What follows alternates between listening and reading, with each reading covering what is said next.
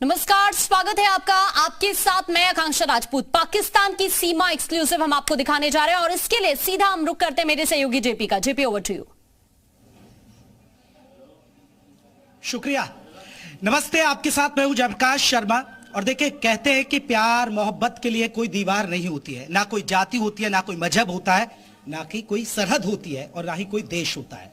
जब प्यार परवान पर चढ़ता है तो लोग सरहद को लांग कर आ जाते हैं और ऐसी ही कहानी लेकर हम आज आए हैं।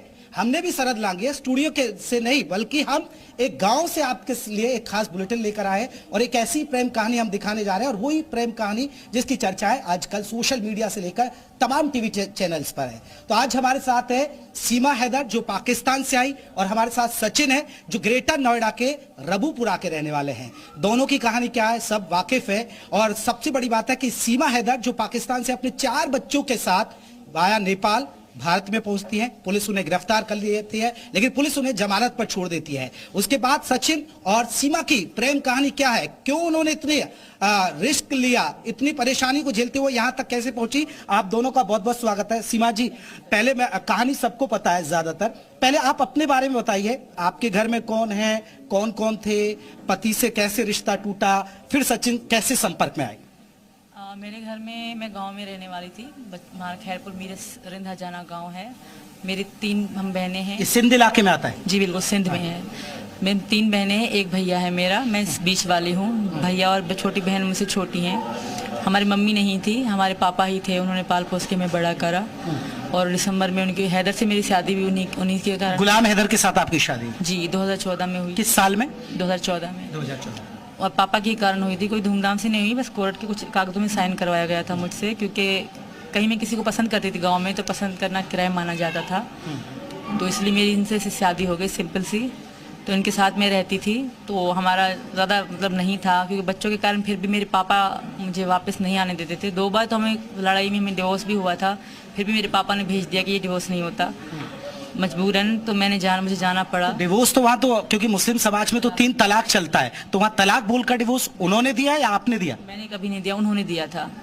आदमी का ही माना जाता है, औरत की तो आपको पता है कोई इतनी रिस्पेक्ट नहीं है, तो उन्होंने ही मुझे दिया था।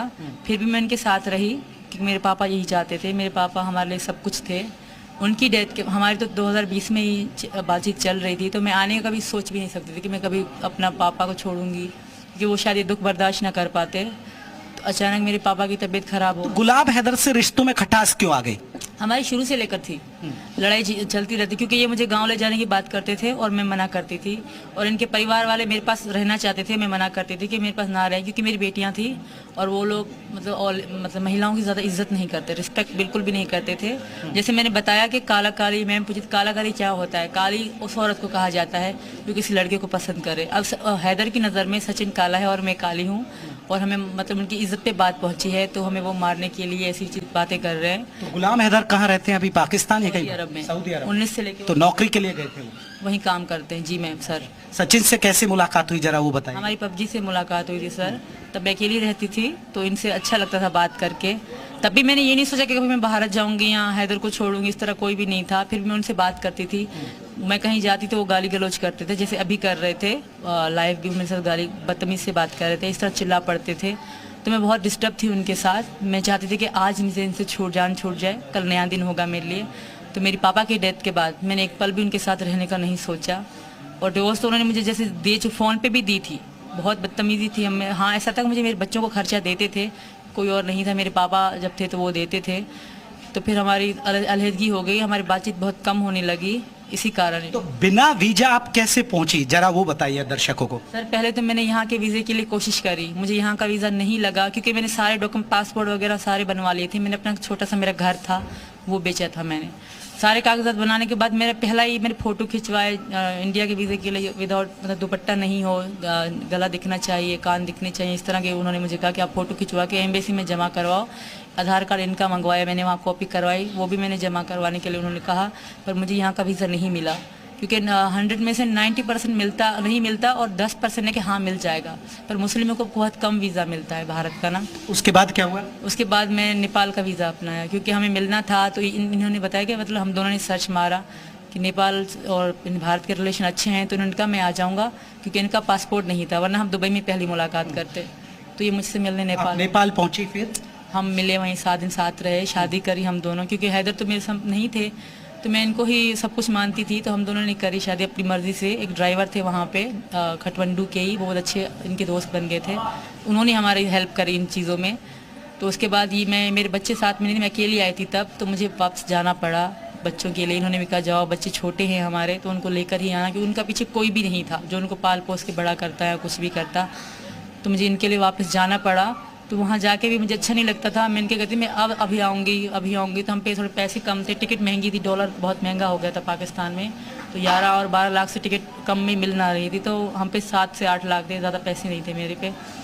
तो फिर एक जिमनी रेलवे है, उसी से मैंने बात करी, इंस्टाग्राम पे ऐड देखा तो उन्हीं से मैंने बात करी, तो उन्होंने कहा हाँ सस्ती टिकट आई हैं फ्लाई दुबई की, आप अगर करवाना चाहो तो मतलब 6 लाख तक 5 टिकट बच्चों के हो जाएंगे आप। फिर आप बस के जरिए नेपाल और नेपाल के जरिए फिर आप यहाँ? जी सर, वहाँ पाकिस्तान से बिल्कुल लीगल तरीके से मैं नेपाल तक आई थी घूमने के। अब मांग में सिंदूर और गले में आपने मंगलसूत्र पहन लिया है। हाँ, हमारी शादी हो चुकी, तो मैं पाकिस्तान में भी ये सिंदूर और मेरे मंगलसूत्र होता। वहाँ सवाल नहीं उठाते थे लोग? नहीं, क्योंकि मैं अकेली रहती थी, कुछ लोगों को पता था कि मैं इनको बहुत प्यार करती हूँ, तो मना करते थे ऐसा मत करो, ये पाकिस्तान है। तो मैंने कहा नहीं, मैं इनसे बहुत प्यार करती हूँ, मेरे पति की निशानी है और मेरे सचिन जिंदा हैं, तो मैं कभी भी नहीं करूँगी ऐसा। जी सर, तो फिर इसलिए मैं यहाँ आ गई दोबारा वीज़ा लगवा के। जी सर, फिर मैं यहाँ आ गई 10 मई को मैं वहीं से निकली थी, सुबह में या 12 बजे निकली, तो 11 मई को मैं पहुंच गई खटमंडू। फिर 11 मई से खटमंडू से पोखरा, क्योंकि मैंने साड़ी पहन रखी थी, सिंदूर लगा रखा था, सारा भारतीय था मुझ में, और ये मेरे साथ संपर्क में तो इसलिए से आसानी से आपकी एंट्री हो गई? बिल्कुल। और चले, मैं आऊंगा और भी कुछ बिंदुओं पर चर्चा करूंगा, थोड़ा सा और समय लूंगा। सचिन, सीमा मिल गई, कैसा लग रहा है आपको? बहुत अच्छा लग रहा है। सोचा था आपने? नहीं सोचा नहीं था, पर बहुत अच्छा लग रहा है। तो कैसे पहले पबजी पे मुलाकात हुई, फिर बातचीत हुई, फिर क्या हुआ?